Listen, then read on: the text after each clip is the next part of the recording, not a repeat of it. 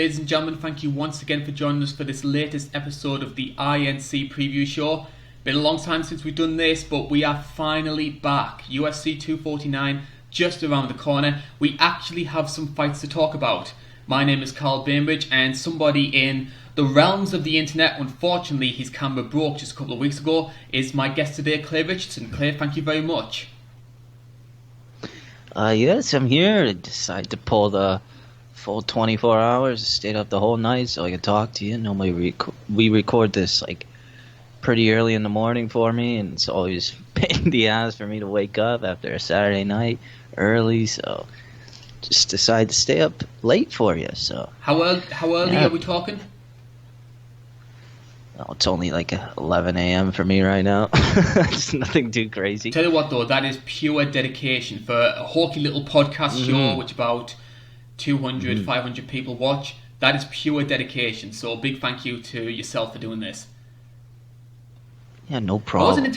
I wasn't entirely sure whether or not we should like animate you on that right hand side of the screen. Yeah, maybe get like a Bitmoji or something. Just animate that or just something. Just like you nodding whenever I'm saying something like that. Yeah, I think there's like a program you can get where some streamers, they use it when they stream games, where it's like an animated, like just an animated character that lip syncs, just lip syncs the streamer. Could probably try that. You are here though, that's what matters, and we are here to talk about UFC 249. It is the first preview show that we've done we'll be looking at around about nearly 2 months now. UFC 248 was the last time that you joined us. Big thank you to everybody who contributed to the channel to watch our previews of Israel Adesanya, Yoel Romero, Zhang Weili, Joanna Jędrzejczyk. And that was a really positive note that the UFC left us off. Obviously arguably one of the greatest fights of all time with Joanna and Weili. There has been a long wait. We've sort of stewed of all the anticipation, all the scrutiny over what could be happening.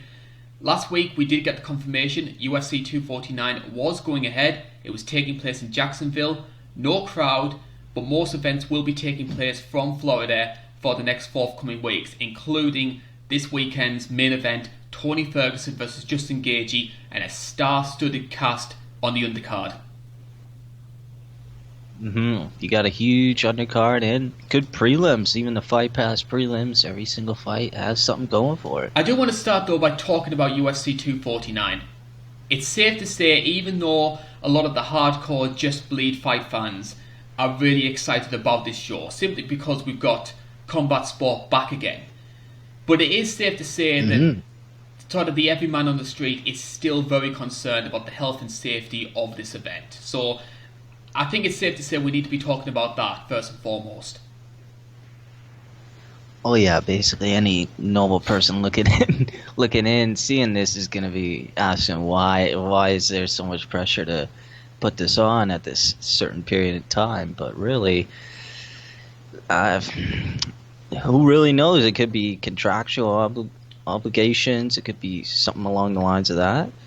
But in terms of my opinion, happy to see some fights back. You know, I'm not one of those people that absolutely wants it gone. I'm not one of those people that absolutely wants it to stay either. I'm sort of in the middle here. I'm not really a diehard fan wanting it to come back ASAP, but I don't really want it to go away either. It's sort of hard to explain my position, but yeah, it'd be good to see hopefully some fights if this happens. I'm in a very similar boat, to be honest, because I love the fact that we have actually got a UFC event back, and we've got ourselves, given the circumstances, a very good one at that. However, I still, to an extent, feel we're getting a depleted product, because there's not going to be any crowds. We're going to have fighters who maybe aren't at 100% because the training facilities aren't going to be available to them. And you just sort of think to yourself, is it really worth us going to all this sort of extents for a half-hearted product? Because even though I did enjoy UFC Brasilia, which was the last show before we went into lockdown, I did feel the empty arena did take something away from the matchups. Yeah, definitely sort of felt weird watching those matchups. A lot of it was decisions. don't really want to say it was the fighter's fault, but maybe the crowd did sort of not really have an impact on him. Maybe crowd does have an impact when people are booing and stuff, and maybe that does do an impact on some fighters looking for a finish.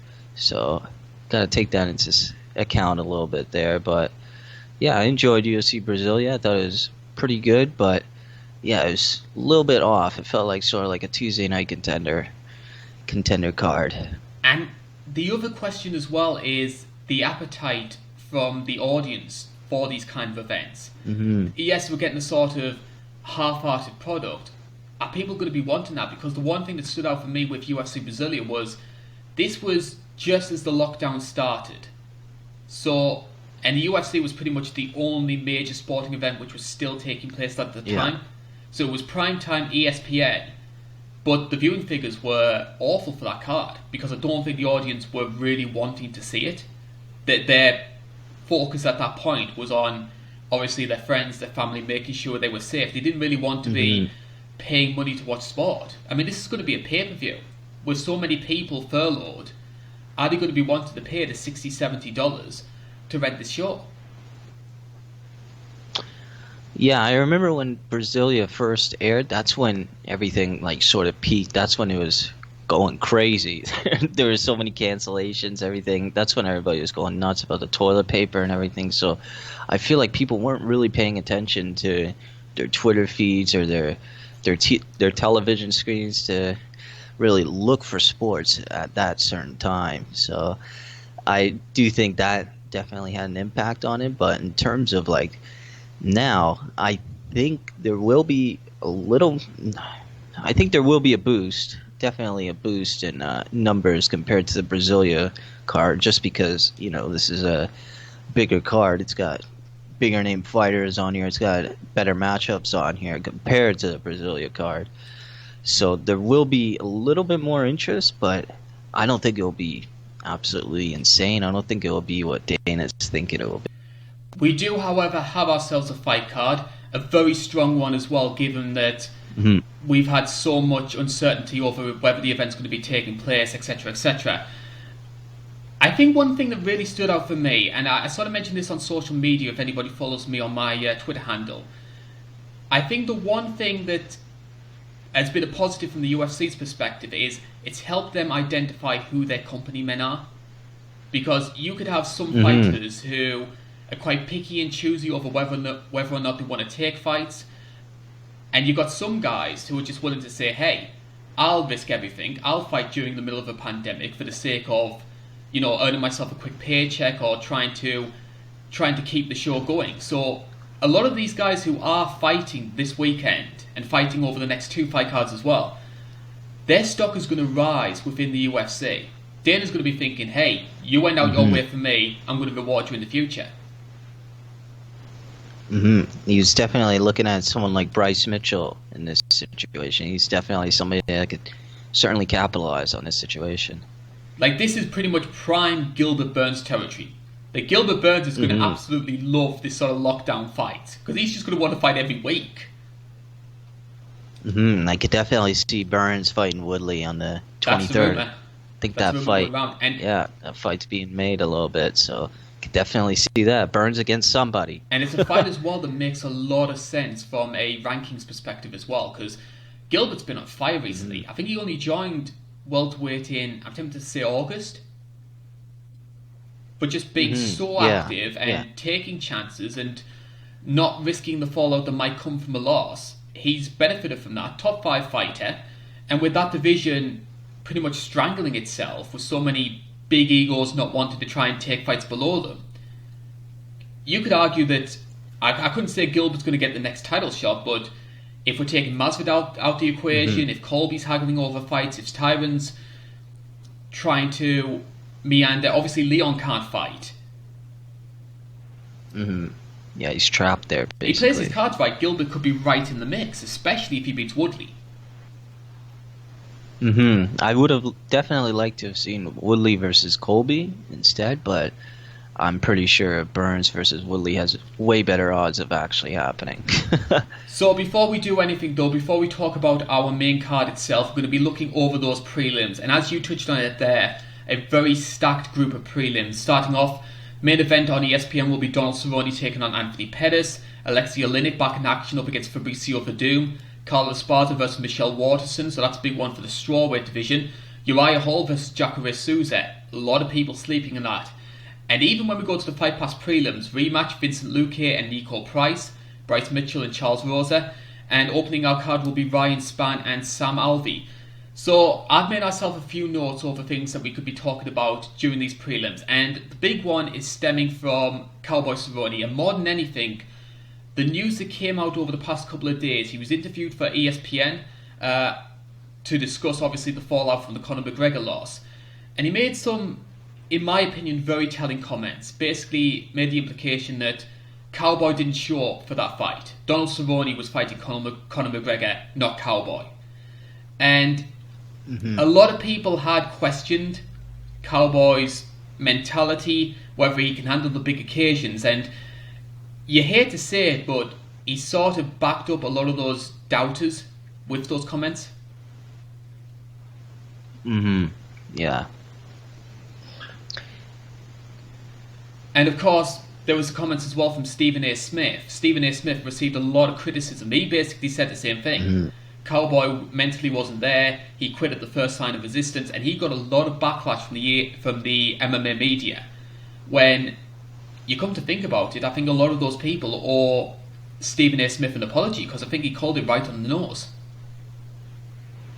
Yeah, he was a little bit brash about it, the way he first came out about it. He was kind of disrespectful the first way he came out about it, but when you sort of think about it, yeah, he's kind of telling the truth a little bit. And it wasn't the right way to go about telling the truth, but he was, wasn't lying there. He definitely saw what he was talking about. Well, that's always been the Stephen A. Smith way, though. He's always been very brash. Yeah. He always has so this brash. Sort of over-the-top way of selling his opinions, because that's what creates clicks. That's what creates viewers. Yeah. So I don't doubt him from that perspective.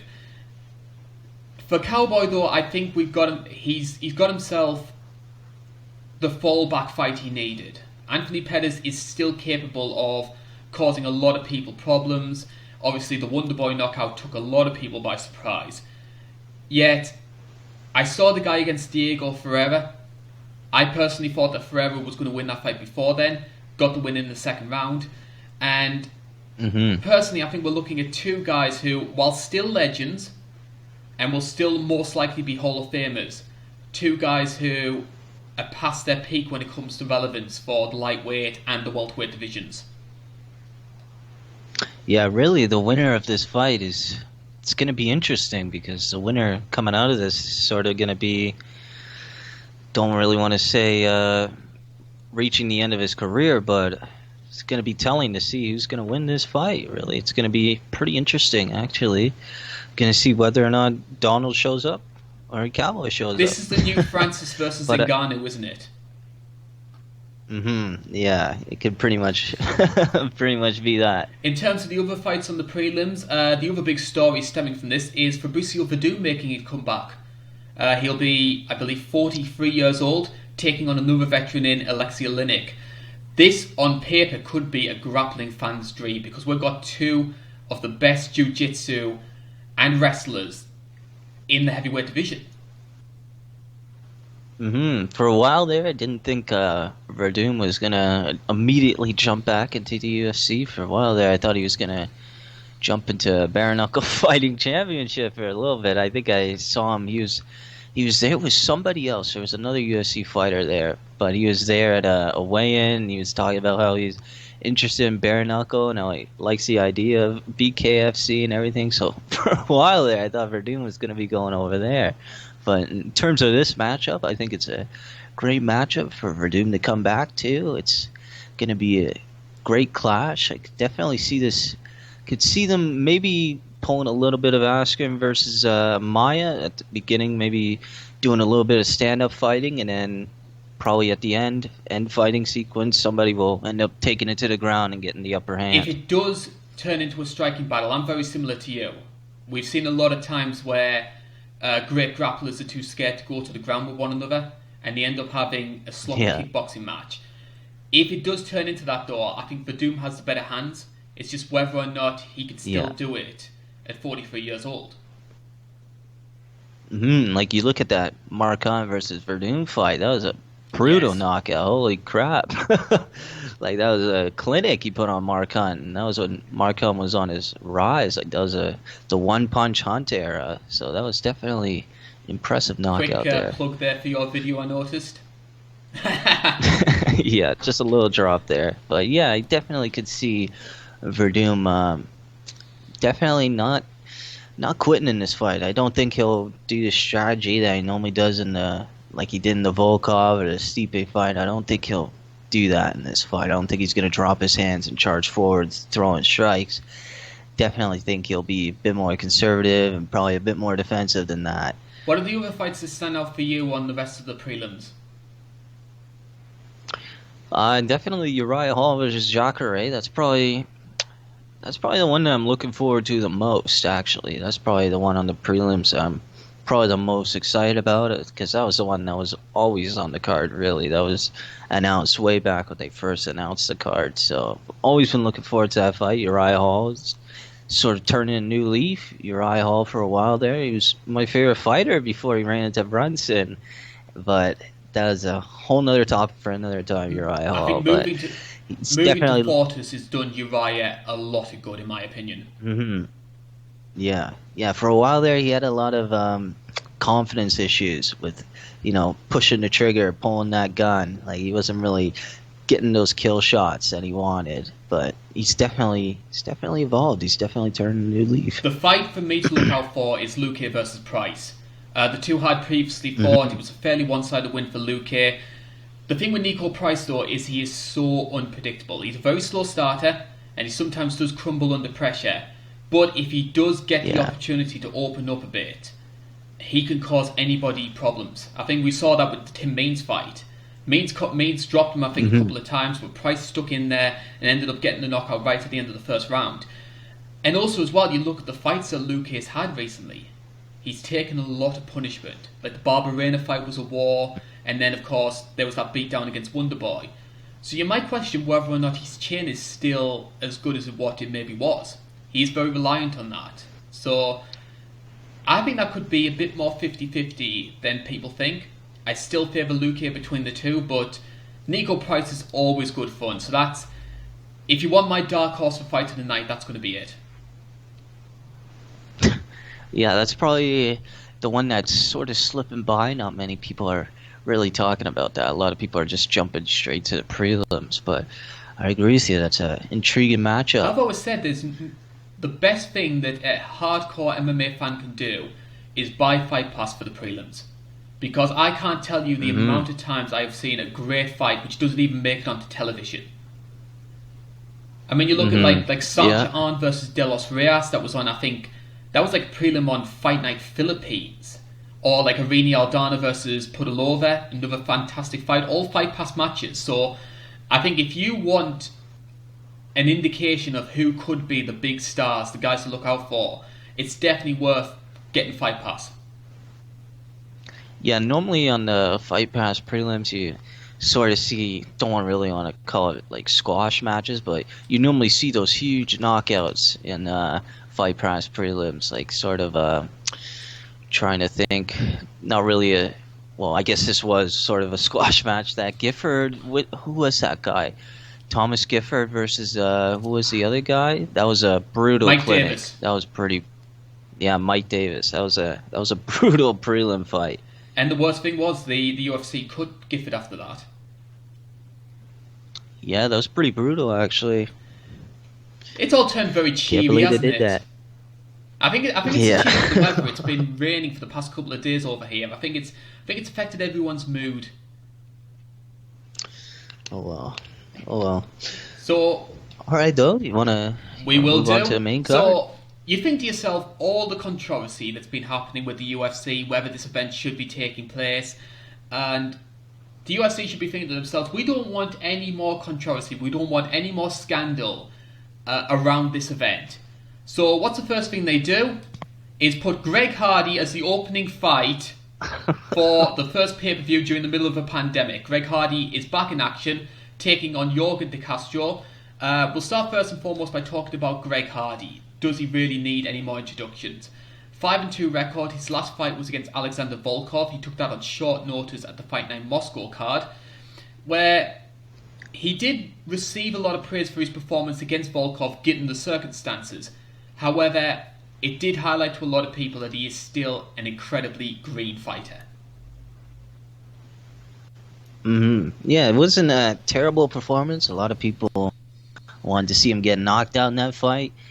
You know, I don't know, it's a touchy subject. I don't really want to touch on it this early in the morning when I'm tired, but I don't really judge somebody for their previous actions if I barely even know them, especially a fighter. I just really judge them on the way that they fight and the way that they present themselves in the ring. And he's doing that pretty well so far, so I'm giving him the benefit of the doubt on there, but I don't know. I don't really want to touch it to the past and all that. I'm talking about the card, but in terms of Greg Hardy fighting Yorgan De Castro, I believe, wasn't this fight made before 249? Wasn't this announced shortly before that or something for another card? To say it was going to be on the undercard of the Columbus event. Yeah, I'm almost certain. Because pretty sure they just bumped it up, but it's always strange how Greg Hardy is always on the main card now. It's always quite strange. Well, I think it's UFC wanting to try and cash in on the sort of casual appeal. Because, I mean, Greg Hardy was a big name in the NFL. And, of course, there's all the scandals that follow him, which, as you mentioned before, maybe aren't worth bringing into much detail at this time. But controversy creates cash. And I think the UFC are banking on, here's this guy that nobody really likes, everybody wants to see him lose. They would be willing to pay money to do that. Yeah, but they're not really giving him the matches to sort of set him up to lose. I think they see him as I wouldn't say as like a top 10 fighter or anything like that, but they want to try and cash in on his notoriety. And if you look at the fights that he's had over his UFC run, take Volkov excluded, you've got guys like Alan Crowder, Ben Sassoli, Juan Adams, not really the highest level competition. So he has been mollycoddled a little bit. Yeah, that's the best way to describe it. They're sort of just building him up, really. I'm actually just a little bit wary right now because of the way I've got the graphics. It's the first time I've used the graphics. I've got a tiny Greg Hardy just sitting in my corner, so it's like I'm just sort of peering over him. All right, I'll have to take a look at that. That sounds interesting. Getting back onto more serious notes, when we talk about Greg Hardy as the fighter, we've got to focus on his power.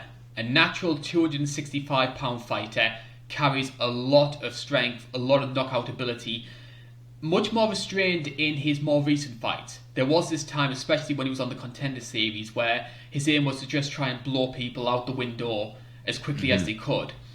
I think what happened against Alan Crowder, though, where he tried to go for the knockout early, gassed himself out, and then eventually got DQ'd for that illegal knee, I think it made Greg realise, hey, I do need to work a bit more on my conditioning.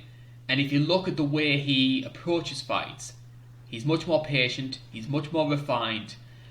Still not an elite fighter by any means, but there's been a definite jump in his performance compared to, say, the Crowder performance. It's certainly a good matchup for Greg Hardy to come back up onto.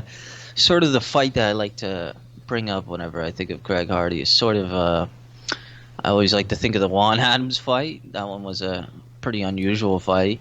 Is that the one where he got the guy tried to go in for a takedown and he ended up punching his face in and ended up getting the knockout? Yeah, that's the one that I remember. I believe that was Juan's last fight. I think he's fighting in like AFC or something now, like Arctic Fighting Championship or something now.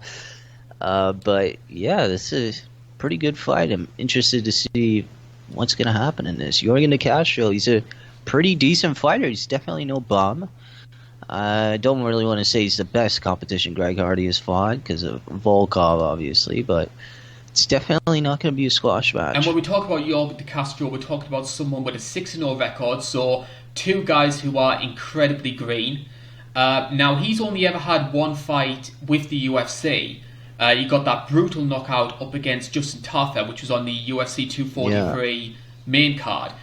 That's sort of a trend that the UFC have been doing recently, just throwing these random heavyweight fights on the main card just for the sake of it. I think they may be thinking, hey, it's going to be like a big knockout, so the show will flow a little bit better. But it always used to be they used to put like random strawweight fights, and now it's the heavyweights now. Yeah, you're seeing a lot more heavyweights, just random heavyweights. I remember wasn't that the Australian card? So there was a lot of new faces in that card. They scrimped so badly on those Australian fight cards. I understand, obviously, a lot of the big names don't really want to travel all the way around the world, but the level of quality on the Australian cards certainly isn't as high as what they normally are over in America. Yeah, that last one was pretty brutal. The one with like Jim Cruz, Sam Alvey on like the main card. Like, come on, man. Nadia Kassem was on the main card. Kassem versus De La Rosa was a main card fight. Yeah, that was a really unusual card. I'd definitely like to see the buys on that card. I bet you it wasn't that high. Jorge de Castro, though, a lot of the criticisms that people have about Greg Hardy's opponents are that they're not high level enough, that you just basically got these fat brawlers, and which I think is quite harsh. With de Castro, yes, physically he doesn't look the best. He doesn't look the most imposing fighter. I've watched some of his fights on the regional circuit. I watched the fight he had with Alton Meeks on the Contender Series. Surprisingly agile for a man of his size. Brutal leg kicks. A lot of people forget about this, but Alton Meeks was quite a highly rated prospect before the fight with Jorge de Castro. But Jorgen got that win, pretty much hammered his leg, and Meeks couldn't continue. And then got the UFC call, big knockout over Justin Gaethje. And here we are, he's on the main card again against Greg Hardy. I think with de Castro, obviously cardio is going to be an issue because he's such a big guy, because he's so explosive. And even though Greg has a lot of those characteristics himself, it might be worth Greg trying to stretch this out a little bit, test this guy, throw him into some deep water. Mm. Yeah, it's going to be interesting to see what Greg Hardy's game plan is going to be for this fight. It's going to be interesting to see if he goes in guns blazing, see if he's going to knock him out quickly. But considering it's going to be an empty arena, I could see him definitely doing that. I could see him not being swayed by the crowd or anything. I could see him definitely trying that game plan out. I'm very intrigued to see how Greg Hardy handles adversity, because that's the one thing I don't think he's really suffered at this point in his career. Because, I mean, yeah, Volkov was causing him problems, but Volkov was playing it safe. He didn't want to risk, obviously, getting caught by a big overhand a la the Derek Lewis fight. So he was happy to outpoint him. I remember when Greg Hardy fought Alan Crowder, and when Greg started gassing and Crowder started having more success, Greg wasn't liking it. And he started looking for that way out. And you could argue, depending on where you stand on Greg Hardy, he threw that knee knowing that he would get himself disqualified.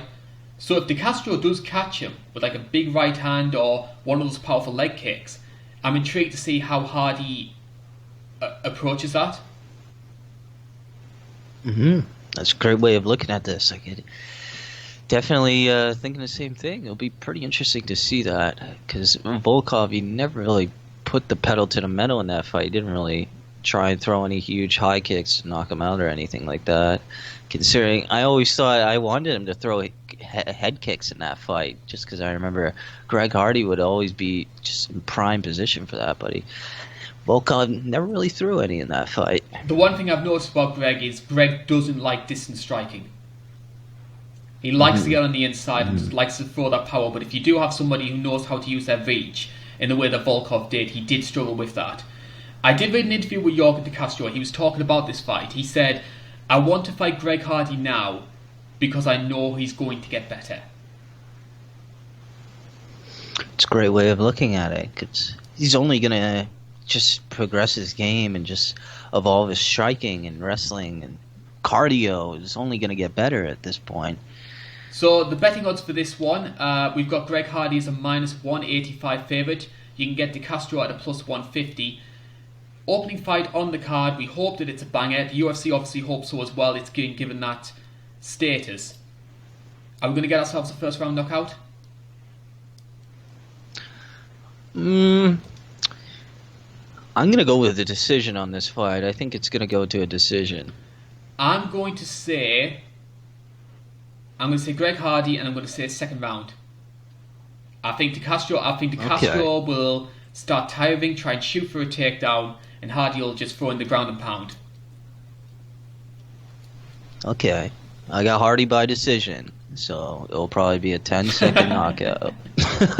Yeah, you were the same guy who picked Cowboy to beat Conor, weren't you? Yeah, Cowboy decision. On to the next fight. Hey, if it makes you feel any better, I've made so many cock-ups when it comes to predictions as well. I mean, I thought Tyson Pedro was going to be a top 5 light heavyweight, so that makes you feel a little bit better. Wow. Things are going to get better though, because we're going down to the featherweight division now. Now, this is a fight which could be very, very tempting, especially if you're one of those hardcore fans who really reads into the sport. It's Jeremy Stephens taking on Calvin Kattar. Just a little bit of background about both these guys. Start with the bookmaker's odds. Now, Calvin Kattar, despite being a lower ranked fighter than Jeremy Stephens, is a minus 190 favourite. You can get Stephens at plus 240. Potential implications for the featherweight rankings, especially if Kattar wins. We'll start by talking about Calvin Kattar, where he's in a very similar boat. Ironically, he fought at the same time as Greg Hardy. His last fight was on that Moscow card. And in a very similar situation, he was a guy who saw his stock rise, even though he didn't get the win against Zabit. I remember after that fight, a lot of people started to talk about Zabit's gas tank in that fight. A lot of people thought if that was a proper 5-rounder, like it was supposed to be, it would have been a win for Calvin. Calvin looked great, and those ending seconds of that fight looked great. But yeah, definitely a guy whose stock rose pretty significant after that fight. He's still considered a top guy. It's perfect fight, really, for Kattar. I think this will be an amazing fight. I certainly hope so as well. And I mean, Jeremy Stephens brings it. Jeremy has always been a fantastic guy when it comes to especially in terms of the power he has for that division. I know it's a bit of a meme to say he's the hardest hitting 145er in the division, but he backs it up. He can knock anybody out at any given time. Oh yeah, the perfect fight to bring that up is I always like to think of the Josh Emmett fight. That's probably the most brutal example of that right there. Like, he pretty much almost ended Emmett's career. Like, I remember his face was like all fractured up, and he almost lost his eye. Like, that was a brutal knockout. That was bad. And Jeremy was riding a real I can't even get my words out here. A real wave going into that match. I mean, he moved himself to the number 4 contender. Got to fight with Jose Aldo. I believe he was the bookmaker's favourite going into that fight. More people thought he was going to beat Aldo, was on which is amazing when you think about it now. He has had a bit of a slump since then. Obviously lost against Yair Rodriguez. But as mentioned before, the power this guy carries means he's always a wild card. He's a very dangerous guy to face. Yeah, he's always bringing that power. I like that sort of little mini rivalry he had with Yair Rodriguez with that UFC Mexico card or whatever. Oh my god, that was crazy. I had a roommate who used to live in Mexico, so he probably heard about that. I used to watch fights with him. But yeah, I like that little rivalry they had. Stephens, he always brings that power, but he always can't seem to turn around from adversity. Once he faces it, he always seems to just crumble from it. And I think the other big weakness when it comes to Jeremy Stephens as well, if I had to pick his big weakness, it's body shots. Like, we saw that with the Jose Aldo fight, where obviously Aldo got the finish largely because he targeted Stephens' liver. Rodriguez did the same thing in their fight, and credit where it's due, Stephens managed to fight through that and managed to take it to a decision. I think obviously that's something that he'll need to work on, but when you're 33 years old, when you've had as many fights in the UFC as what Jeremy Stephens has, is that just a fundamental flaw that he'll have to live with during his career? Can he change? Can he adapt? Yeah, it's sort of hard to really think about that. Like, how old is he? I mean, he's 33 years old, but he's been fighting in the UFC for such a long time. Yeah. Yeah, he's definitely a veteran at this point. It's crazy that his record is 28-17. And he's still getting these main card fights. He's still being promoted as this great fighter. He's still, top of the brass in lightweight division. But is this At lightweight? featherweight. I don't think featherweight. A little tired. I'll let you off. Don't worry, I will let Like- you off. Now, I mean, if you said it was a Well, heavyweight this fight, would be- then we would have an issue. Yeah, that'll be pretty interesting. Jeremy Stevens at heavyweight. Wonder what that would look like.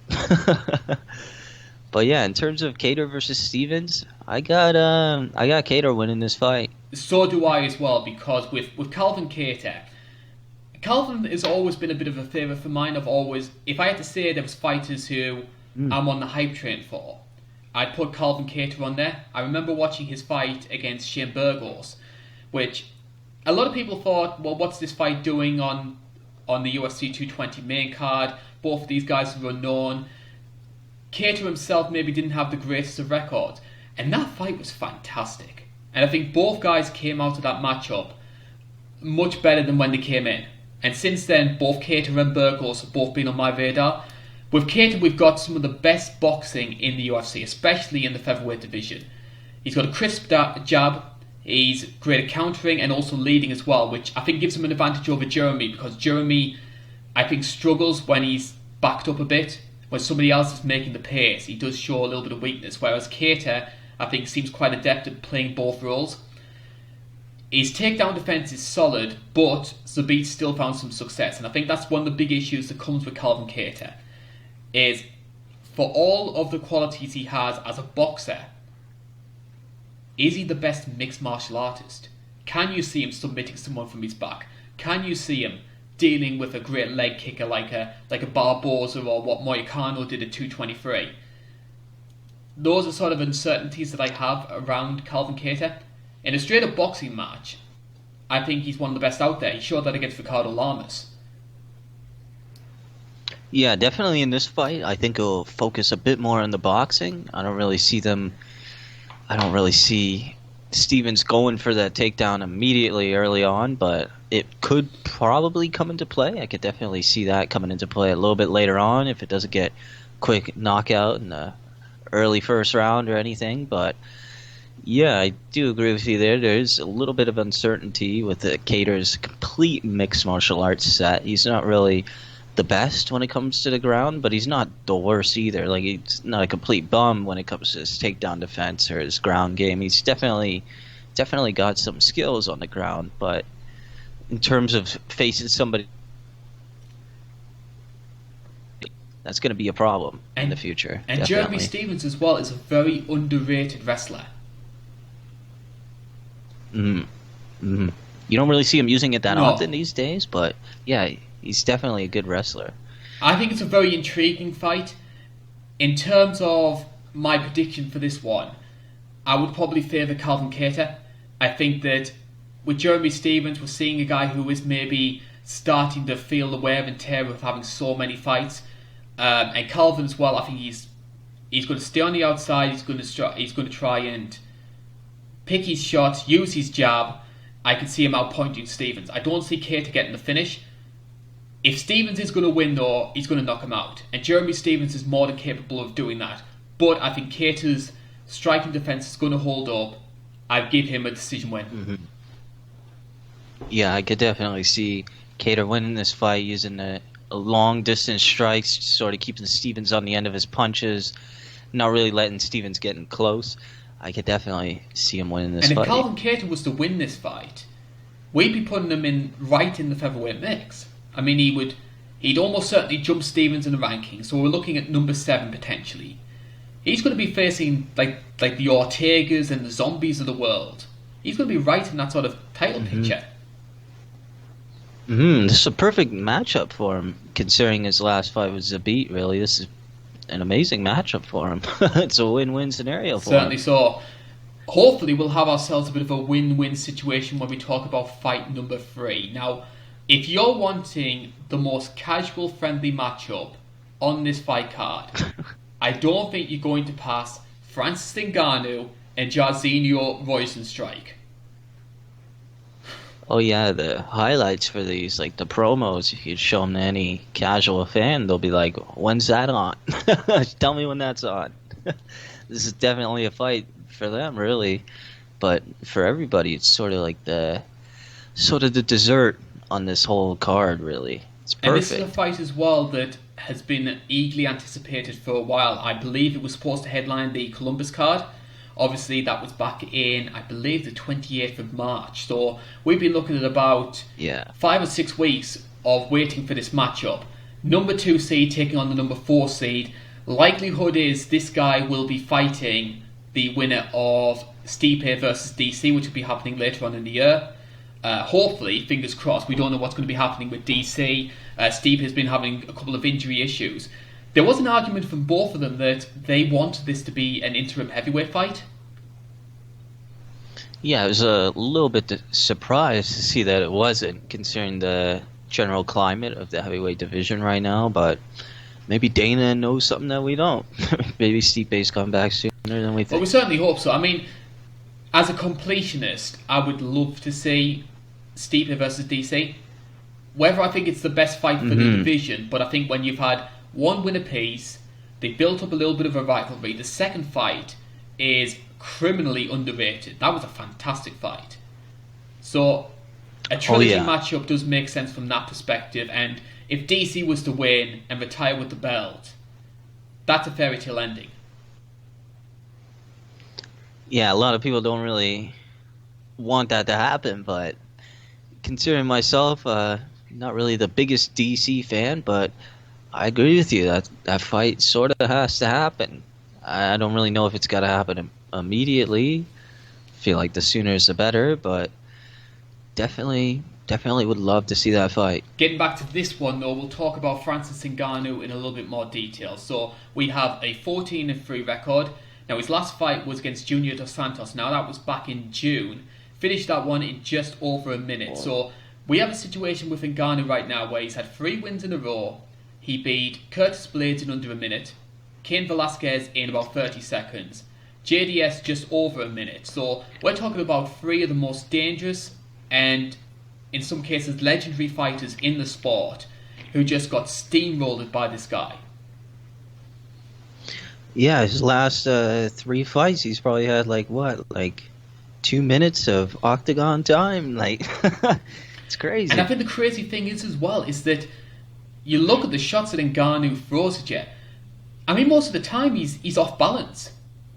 I mean, I watched the fight he had with Andrei Arlovski. He was leaning backwards. He was pretty much on one leg, totally off balance, and yet he completely flatlined him. Dropped Arlovski, ended up getting the win. The amount of power this guy has is ridiculous. Yeah, it's crazy. It's almost like he's just got bricks in his arms. He's just got to fling them up quickly and he'll knock you out, basically. That's the best way to describe it. It's crazy. It's just crazy. One question you might have, though, is how much of this is natural gift and how much of it is actually learned? Well, I definitely think it's mostly natural because I believe before he was a fighter, he was always digging holes and stuff for his way of living. He was always digging holes and ditches and stuff like that. So that entire time, he was just gaining huge muscle. So basically, it built him up to be this destroyer. He's got that Alan Engelani body type. Like, he's perfect, really. Built him into a perfect fighter. He certainly has the potential to do so. And I think it's easy to see why Dana White was so high on this guy, and especially after the Overeem knockout just pushed him to the moon. There were holes in his game which were exposed against Stipe, and that affected his performance against Derek Lewis, which we can all agree probably one of the worst UFC fights of all time. When it comes to the big issue I think that was shown, especially against Stipe, is even though Francis does have all this power, I don't think he's comfortable leading a fight. He needs to rely on somebody making the first move so that he can counter and utilise all that power. But as we saw against Stipe, where Stipe was backing up into the corner, Francis was chasing the knockout, and Stipe, to his credit, showed some fantastic head movement. He's probably one of the best defensive strikers in the heavyweight division. Francis didn't like it, gassed himself out, and then Stipe started spamming the takedowns. Yeah, the only real fight where you see him sort of approach the action is sort of in the Blades fight. Believe Blades, he didn't even throw anything when he got knocked out there. That was just Ngannou just throwing that overhand right. So he was leading that fight, but yeah, and pretty much the Kane and the Junior fight, they were all counter shots. Kane was going in for the takedown. Junior, I don't know what he was doing. He was turning around or something. I think maybe he's going for the clinch or something, but it was a counter shot. So yeah, you're right on that. Every single fight is pretty much a counter shot knockout. And people forget Junior found a little bit of success. He hit Ngannou with a couple of leg kicks, and Ngannou buckled a little bit. So I'm wondering if that's something that Rozenstruik might try and utilise. Yeah, Rozenstruik, I remember first time I ever saw him, it was in Ryzen. If you told me that guy was going to be in the UFC, I would have not believed you, because this fight wasn't even that crazy. It was pretty much, I believe Ryzen set it up because they wanted it to sort of be like a little freak show fight. They set him up against another huge fat guy.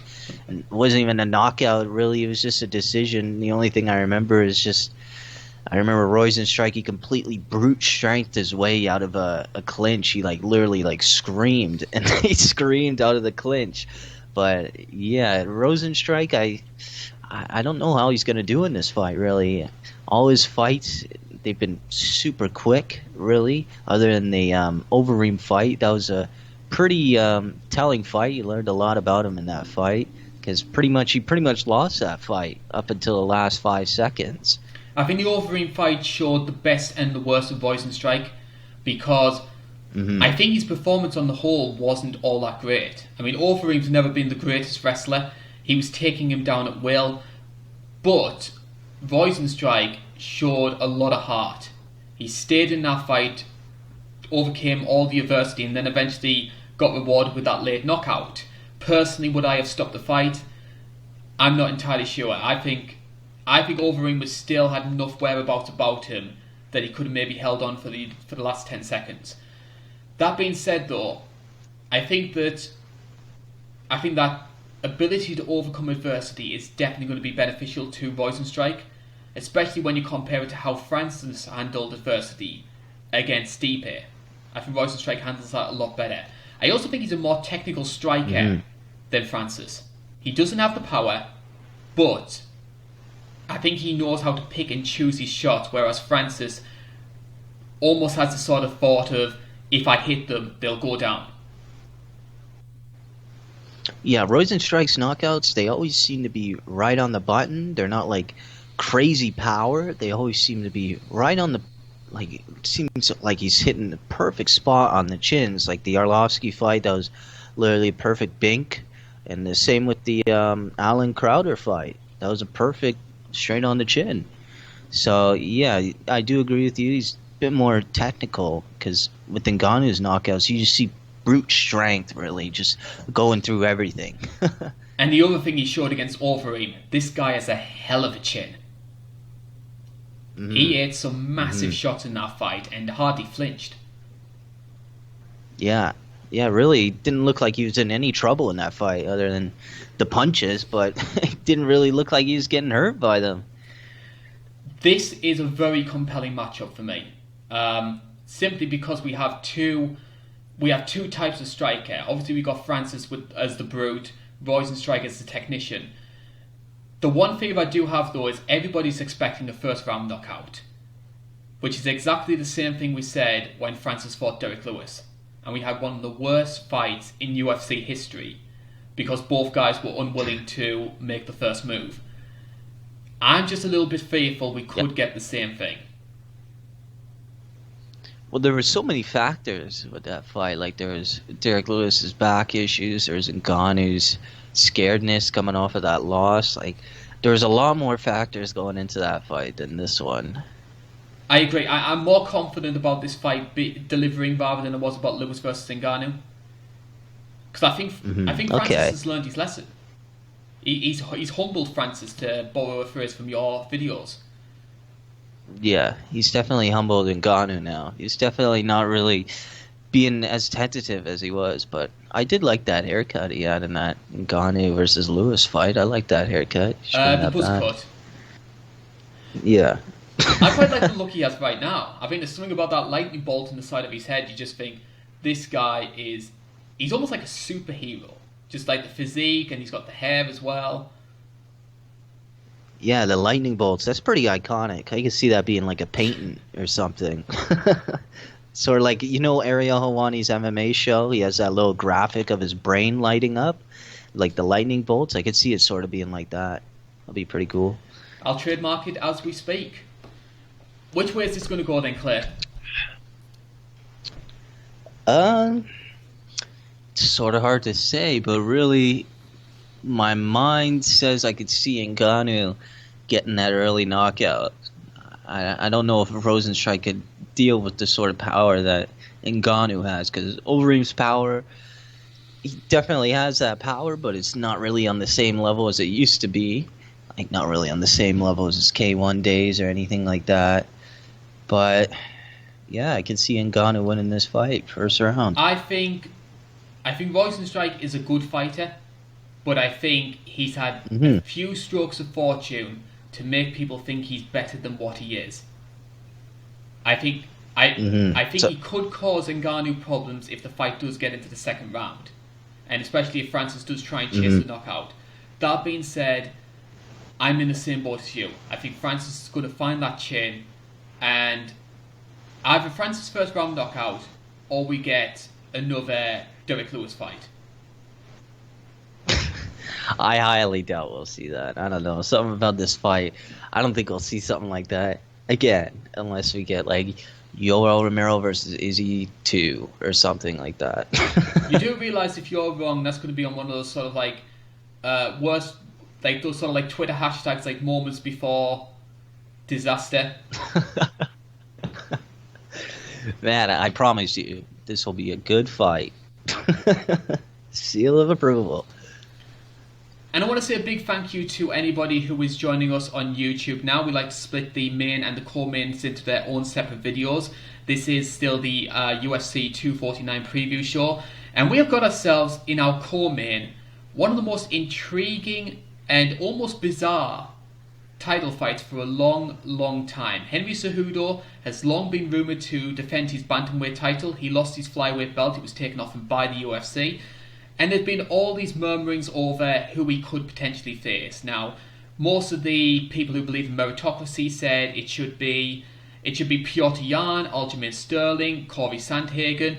The rumours started that it was going to be Jose Aldo, main eventing UFC 250 in Brazil. The lockdown meant that Aldo couldn't compete, so they scrambled around for a replacement, and I don't think anybody on planet Earth would have predicted that it would be Dominick Cruz. Considered by many to be the greatest bantamweight champion of all time, but a guy who hasn't fought in the UFC for 3 years. Yeah, honestly, if he just makes it to the octagon, that'll be good enough for me. Because for the longest time I've been saying Cruz is not going to fight again. There's been so many times he's wanted to come back. Something's happened where he just seems to...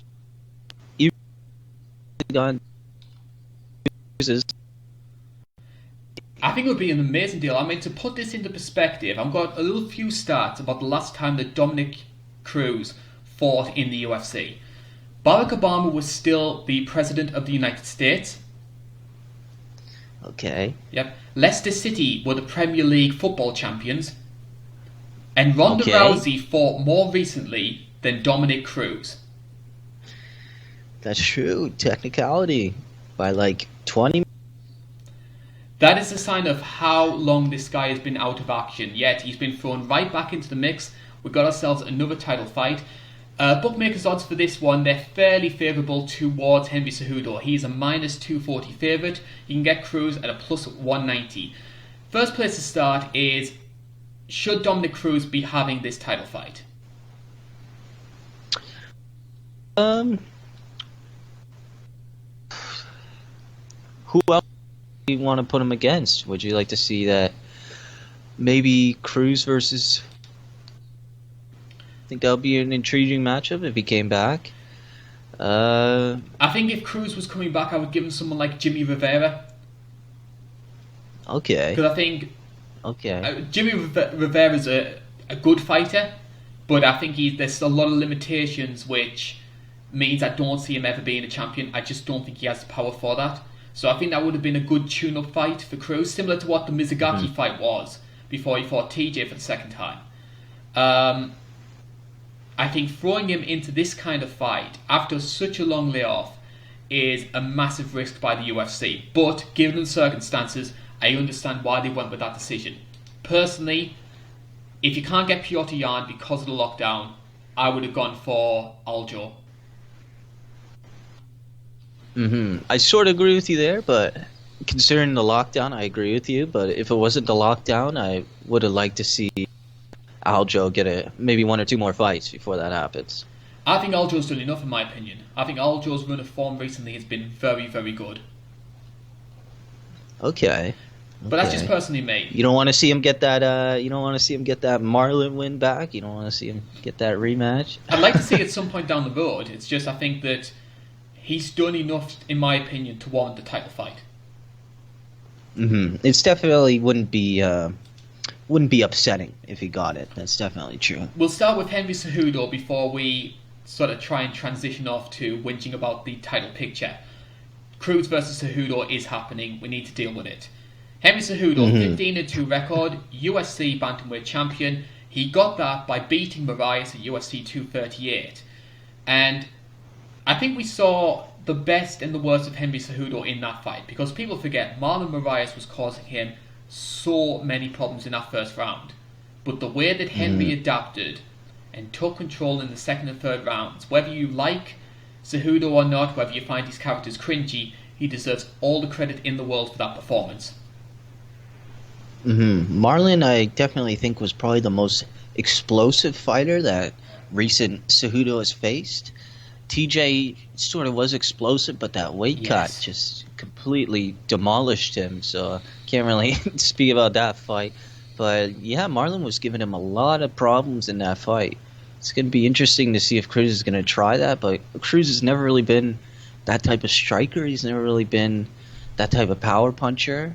So yeah, it's going to be interesting. What have you made of Cejudo's behaviour over the past, say, 12 months? Because he did pride himself on this idea of being a fighting champion, taking on all comers. And almost immediately after he got that second belt, he started chasing the money fights. Now, I understand that from a business perspective, but I think to go from one extreme to another, I think it rubbed a lot of fans the wrong way. Yeah, it was certainly a 180, because he was fighting the right fights. Well, I don't want to say TJ versus Cejudo was the right fight to make, but it's a big name for him, though. Yeah. I mean, he could potentially be on a run here where, if out of his past 4 fights, he's beaten TJ Dillashaw, Mighty Mouse, and Dominick Cruz. Now, a lot of those guys, there's a lot of asterisks next to those fights, but the record books, that'll look very, very good. So I understand that from that perspective. Yeah. But yeah, in terms of Cruz coming back, I think it's a little bit too early, but it'll definitely be an intriguing matchup. It'll be interesting to see if Cruz still has that footwork. It'll be interesting to see if he employs his regular game plan. I'll see why he wouldn't. But yeah, I'm just interested to see what type of Cruz is going to show up. Because if the right Cruz shows up, he definitely could do some problems to Cejudo. Definitely could. I've said for a long time that a prime Dominick Cruz would be a stylistic nightmare for Henry Cejudo, because you've got a guy who loves to stay on the outside, use his footwork, use his movement, and people forget Cruz has faced a lot of good grapplers during his career, and he neutralized Uriah Faber in 2 times out of 3, and the one fight he did lose was when he was very, very early in his career. Well, yeah, he was a little kid basically back then. He was like 19 or something. He was very young back then. A big question mark when it comes to Dominick Cruz as well. I mean, obviously the injury is going to play a big part, but I think even a prime Dominick Cruz still lost. He faced Cody Garbrandt, UFC 207, Now, Cody Garbrandt, you could argue, yes, he was helped by the fact that Alpha Male had faced Cruz so many times that they basically had an entire portfolio on the guy. And Cruz and Garbrandt stuck to that game plan and delivered. But there were weaknesses which were shown in Cruz. I don't think he handled the way that Garbrandt got into the pocket, used his power, used his speed. And you have to remember that fourth round, he dropped him like 2 or 3 times in that round. That was an easy 10-8. Yeah, there was a couple times if he jumped on him, he definitely could have ended the fight. He's showboating a lot during those knockdowns. Can we see Henry Cejudo using a similar strategy? Because he knows the game plan to beat Dominick Cruz, but I don't think Cejudo is as fast or as powerful to have the same success Garbrandt did. I mean, people like to bring up, he knocked out Dillashaw and he stopped Marias, but both of those times, those guys were severely depleted. TJ especially should not have been fighting a flyweight. If you look before then... Marlon... Yeah. If you look before then, and you look at Cejudo's fights at bantamweight before he moved down, yeah, he had decent striking. He had that sort of like karate, wrestling hybrid style. But he was quite pillow-fisted. Whether that's improved with over the past couple of years, obviously being in the sport a bit longer, I'm not entirely sure, but I question Cejudo's power. Yeah, I sort of knew that he had some power after watching the Reyes fight. That's sort of the first time I sort of took notice of Henry Cejudo when he knocked out Wilson Reyes in that fight. Yeah, Wilson Hayes. That was a brutal knockout. He had that sort of karate style. I remember people were saying he looked a little bit like McGregor's style in that fight. But yeah, I definitely think he's gotten a bit more power over his career. But you were saying both in the Marlon and the TJ fight, they were both pretty depleted. Like Marlon, he got knocked out because pretty much he was just gassed, really. You could see in the Thrilling Egg, and he was telling his coach he just had no more energy left. He was just basically fatigued. So, yeah, Cruz doesn't really fatigue, though.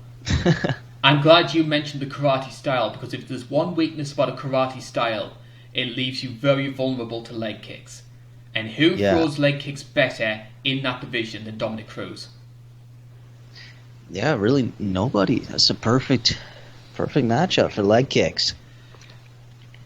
As mentioned before, Cejudo is quite I wouldn't say a substantial favourite, but I think people are fairly confident that Cejudo's going to win this fight. Interestingly, when we look at the poll on the YouTube page, I posted this yesterday, Dominick Cruz is given a 62% chance of winning this fight by the good subscribers on INC. You can get Henry Cejudo at 38%. So the fans are favouring Cruz for this one, which I'm very surprised by. Who are you favouring? I'm favouring Cejudo just because I feel like he'll probably show up in the best condition that night. He'll probably show up in the best training shape that night. So yeah, I'm going with Cejudo on that by decision.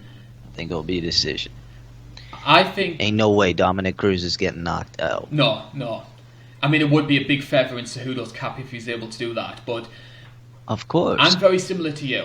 I think a prime Dominick Cruz would be fairly comfortable winner of this fight. However, we're talking about a guy who's 35 years old, hasn't fought in a long time, and has had a lot of injury problems, and injuries which have massively affected the way he fights. A Dominick Cruz without his speed and without his movement is a very vulnerable fighter. So I think Cejudo's going to take this one. I'm similar to you. I think it'll be a comfortable decision. Yeah, I definitely think it'll be a competitive matchup, but I can see Cejudo getting away on the points. And I want to say a big thank you to anybody who is joining us on YouTube. We always like to split the mains and the co-main events on these preview shows. Try and get ourselves a few more extra views, and for the people who don't want to hear me rambling on for about a good 90 minutes or so. So we split this into 2 extra videos, and this one is the main event of the evening. The interim lightweight title is on the line, and I know there's a lot of fans out there that were disappointed that Tony Ferguson and Khabib Nurmagomedov wasn't taking place. If there is a good number 2 fight, we've got it here. Tony Ferguson versus Justin Gaethje, 5 rounds with 2 of the most violent men in this sport today. Oh yeah, this will be insane. This will be a pretty crazy matchup. I definitely think it's a pretty darn good replacement for Khabib versus Ferguson. I'm one of those people where I always thought that fight was just it's cursed. Never gonna happen. It's a cursed fight. Yeah, that will never happen other than on UFC 3. So, like, that fight just won't happen. So this is a pretty good replacement. But yeah, I think I got Gaethje winning this fight. Well, the bookmakers have Tony Ferguson as a minus 190 favourite. You can get Gaethje at plus 155. Obviously, people know that Tony versus Khabib, it was planned for April. Pandemic happened. Khabib couldn't get into the country. Justin Gaethje was willing to step in on short notice. That event ended up being cancelled, so it got pushed back a month. Here we are now on the precipice of this matchup. We'll start with Tony Ferguson. And if you had to look at the most unlucky fighters in the UFC, I think Ferguson would be a big argument for that. Because we've got a guy on a 12-fight winning streak who has still never had a shot at the lightweight title. And if you look at that winning streak, he's faced a who's who of some of the best lightweights on that roster. You look at Edson Barboza, Cowboy Cerrone, Rafael Dos Anjos. He's taken them all on, he's beaten them, and he's beaten them fairly comprehensively. Oh yeah, I heard you mention he was never never got to a title fight. What are you talking about? He's a champion, man. He beat Kevin Lee. Well, that was an interim title. Yeah, it was an interim title that later turned into the title. I don't think it ever was. Those? I think the way that it worked was that Conor was still the lightweight champion. Tony became interim champ. And the intention was that when Tony and Khabib actually fought, the moment the fight started, McGregor would be stripped. Hold on, let me look this up. So Conor still remained champion onto UFC 223. When Khabib vs Raging Al finally started, that became the official title fight. And then Khabib ended up getting the belt. So Ferguson's actually been stripped of the interim belt when he pulled out of the fight because of injury. There's actually this fan rumour that goes around that part of the reason Conor caused the dolly incident was because he didn't want to be stripped. It's a big conspiracy theory. The internet's a fun place. Trust me, I have heard every single kind of rumour about every fighter going. On a more serious note though, we need to talk about Tony Ferguson. Arguably one of the most unconventional strikers in this sport. Awkward movement, amazing cardio. I mean, the guy just does not get tired. I mean, he can go for about 25 minutes. And I think the thing that's really been highlighted as well, especially with his most recent wins against Cowboy and Anthony Pettis, he might not finish opponents with strikes all that often, but he has deceptive power. Everybody comes out of a Tony Ferguson fight looking like hell. Yeah, it's quite strange. He's not really a huge heavy puncher. He's more like a cutter. Yes. I like to think of him as a cutter. He always has those very deceptive elbows. Everybody always likes to bring up how he's going to cut Khabib up with elbows on his back and everything. But yeah, he's always got great elbows. He's very slick in the way that he cuts his opponents. It's very quick. You can pretty much never really notice that he's ended up cutting his opponent. I remember Anthony Pettis versus Tony Ferguson when he got dropped that first time, and there was blood everywhere. Everybody thought that it was coming from Ferguson's mouth, but it was actually Pettis. He cut Pettis open. It's pretty crazy. And then he came back and nearly finished him at the end of the round. Oh yeah. Would have been interesting to see if that went on another round, but it's a Pettis fight. That ain't happening. Yeah. Pettis sometimes has a habit of, when things do get a bit too tough, he does sometimes try and look for the easy way out. But I think he's broken his hand. Duke Rufus is quite safe with a lot of his fighters. Oh, yeah. So I give him the benefit of the doubt when it comes to that. Do you think Tony's making the right decision taking this fight? Because Tony versus Khabib will always be on the table. Because fan demand for that it's through the roof. Especially since it's been cancelled so many times. You could have very easily sat at home and thought, you know what? I'm going to wait and get this fight when Khabib's ready to fight and we can get ourselves some crowds. Is this maybe a financial decision from Tony? Is he just that sort of frame of mind that he wants to fight anybody, anytime? Is it a guy who's 37 years old and wants to try and make a few quick extra paychecks before he maybe starts declining a bit? I sort of think it's a combination of both. He definitely probably got a huge paycheck for taking this fight, and he's definitely always game to fight. So I definitely think it was sort of a little bit of both. He definitely wanted to take another fight, probably wanted to get active again. But I could see this fight either making Tony versus Khabib even huger, or it could end up killing it. Yeah, I think if Tony loses this fight, that's going to be it. Yeah, I don't see it ever coming up ever again if Gaethje ends up knocking him out. When we look at like Tony Ferguson's sort of fortes, obviously fantastic grappler. The Darce choke is probably the best in the sport. Like OSP has the Von Flue choke. The Darce is Tony Ferguson's bread and butter. So if this fight does go to the ground, I think Ferguson's going to have an easy win. I mean, Justin Gaethje is a good grappler, but there is a big gulf. In terms of the weaknesses when it comes to Tony Ferguson, though, he is a slow starter. He does sometimes need to take a few shots to really sort of realise, hey, I'm in a fight, I need to get things going. I mean, Cowboy, who's also a notoriously slow starter, you could argue Cowboy won round one.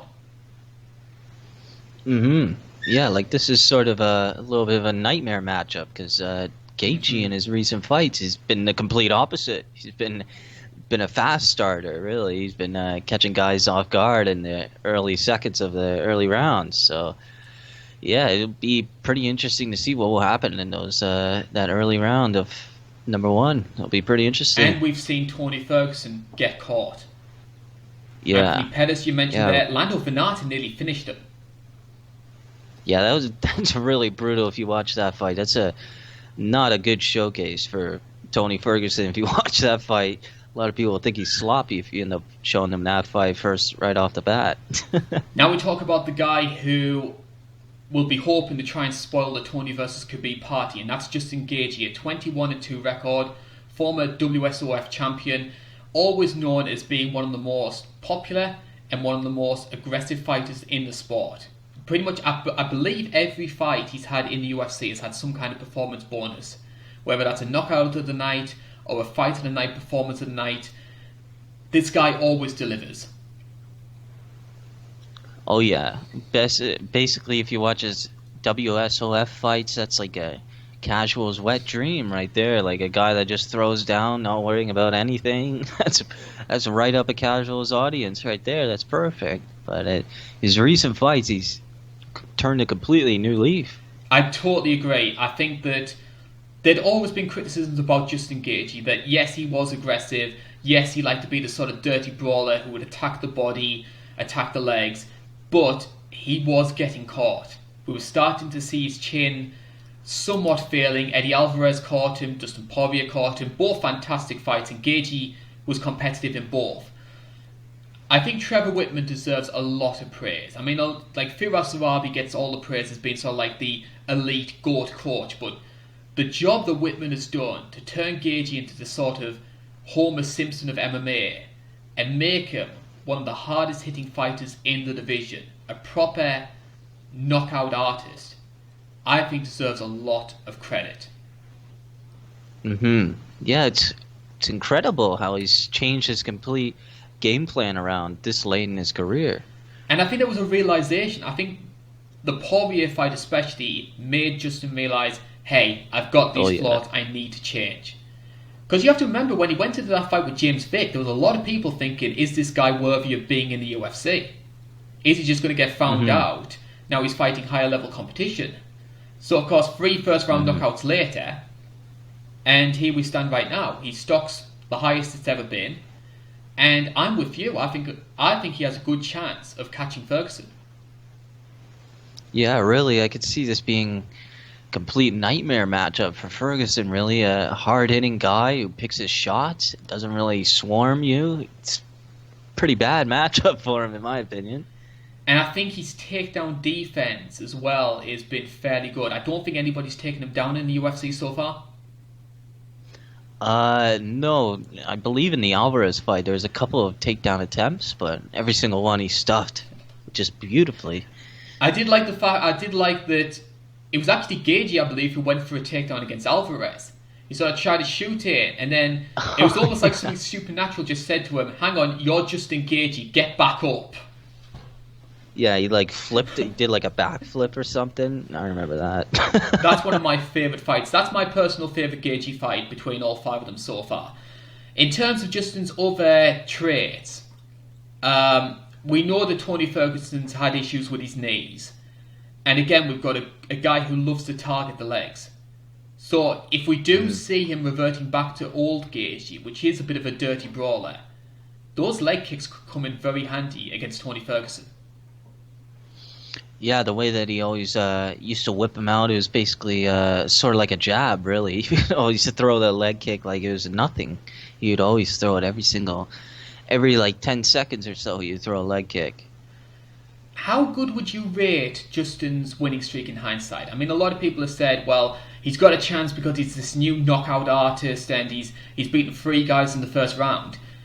Those 3 guys, though, are Cowboy Cerrone, who was maybe on the downturn of his career, Edson Barboza, very similar situation, he's been on a bad run of form, and James Vick, who, yes, he was on a good run of form at the time, but has suffered 2 more knockouts and is largely seen as this sort of, dare I say, joke figure in the UFC, but somewhat unfairly.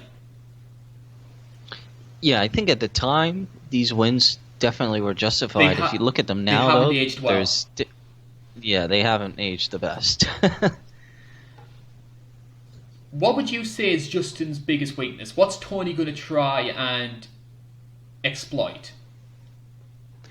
I could definitely see Tony trying to make it a brawl. I could see Tony trying to get that old Justin out, trying to get that crazy Justin out. That's just that wild style. Maybe I could see him sort of going for takedowns a little bit, maybe employing a little bit of clinch work. We haven't really seen Gaethje in the clinch, really. Can't really think of a time that I've seen him in the UFC in a clinch. So I don't know, but this is Tony Ferguson we're talking about. This isn't. He'll probably go for like a Minari roll or something like that. Yeah, like maybe he could try some crazy takedowns like that. I do see Ferguson getting quite unconventional in trying to get this to the ground. Yeah. I think this is a very intriguing matchup, and then of course the big questions that come from this. We've all talked ad nauseum so many times about how Tony Ferguson could do against Khabib. If Justin gets this win, that's the next fight. It's going to be Gaethje versus Khabib. How would that play out?